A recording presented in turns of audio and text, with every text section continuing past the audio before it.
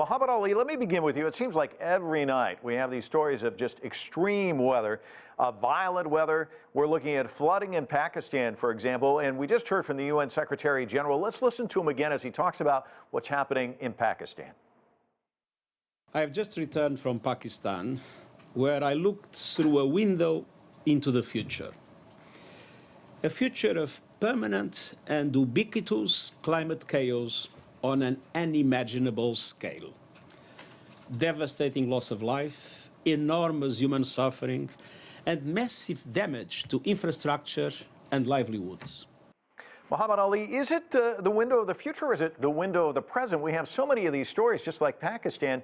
Just how dire is it? Certainly. I mean, it's not something that is going to happen in the distant future. It is very much upon us.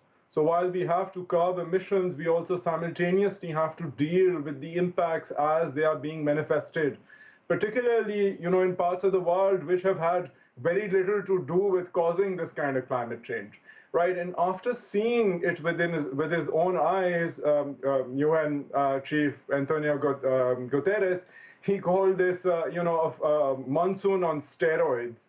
And, Pakistan, even 10 years ago, had unprecedented floods, which had inundated large parts of the country and caused billions of dollars in damage.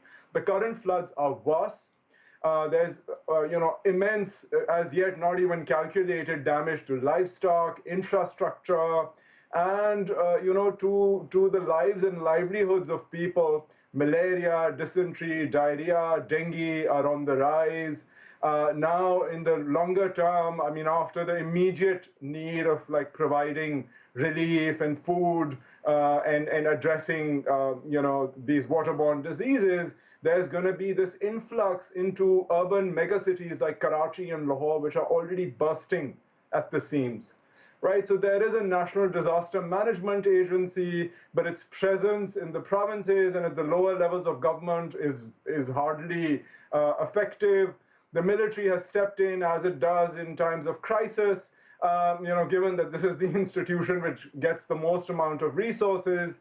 International aid is coming in, but it's trickling in, and it is just a drop in the bucket. The need is in billions of dollars, and the pledged aid is around 150 million.